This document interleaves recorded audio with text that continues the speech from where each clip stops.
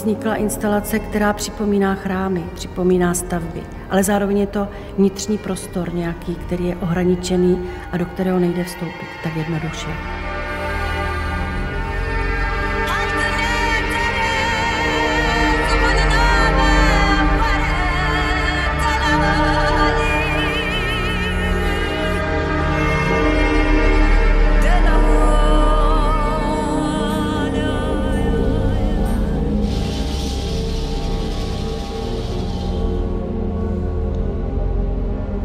Název Příští zastávka je na znamení vznikl trochu později, než byla ta původní myšlenka nebo ten impuls, ke kterému jsem se v tom projektu vztáhla, protože vznikal na základě mojí zkušenosti, kterou jsem zažila na Kypru. A když jsem přijela tam a věděla jsem tu situaci přestavby gotické katedrály na mešitu, tak najednou jsem věděla, že to je to místo, odkud se můžu odpíchnout a co můžu dál řešit.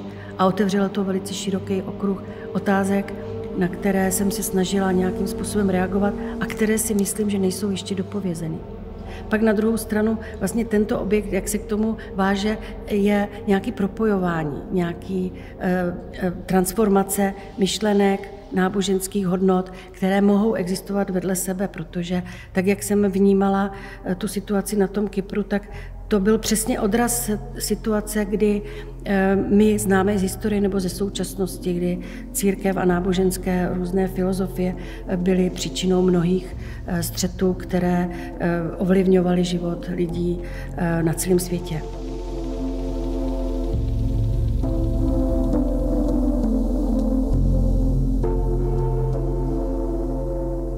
Ty ženské zpěvy reprezentují ty jednotlivá náboženství, o kterých jsme mluvili, a každé to náboženství se k ženám různým způsobem i chová. A v tomto případě ty ženy nejsou vidět, ale jsou slyšet a každý ten hlas vypovídá o něco o tom obsahu té kultury, identity.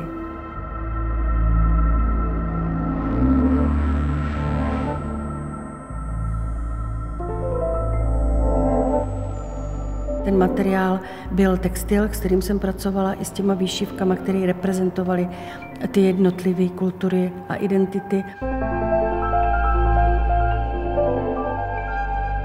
Bylo to opravdu zase propojené s tím, co tím materiálem chci říct. Jestliže jsou tady i další materiály, jako je například tady za mnou ten relief, který je zase takovou hrou, která se ale také dotýká toho propojování, napojování, spojení, ale je tam evidentní to napojení a ten růst.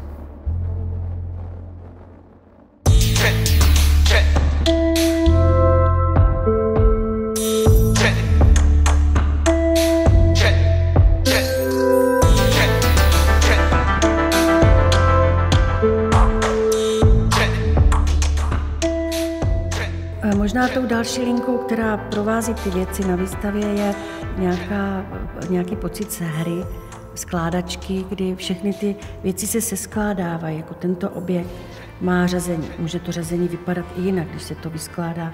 Tady ty objekty, prefabrikáty, ty mají zase velké množství možností dalších, že každý by to sestavil nějakým jiným způsobem. A to, že jsou to haptické tvary, které provokují k tomu doteku, to je asi v pořádku, protože vlastně dostáváme takovou pro nás intimitu, která nás nějakým způsobem těší a je pro nás takovým bezpečným místem.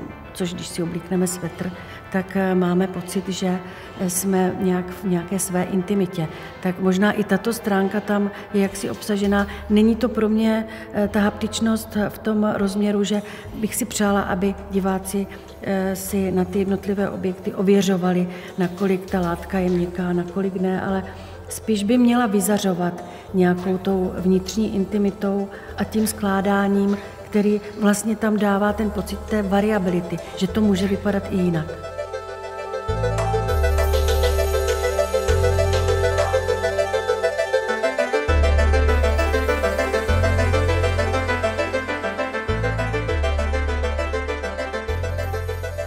Příští zastávka na znamení je nám všem dobře známá, protože jsme se s ní setkali v tom praktickém životě. Jednak je tam ta přítomnost v tom názvu obsažená, ale zároveň nějaká jízda, ve které my se pohybujeme jako na té linii toho života a ten život má různé zastávky.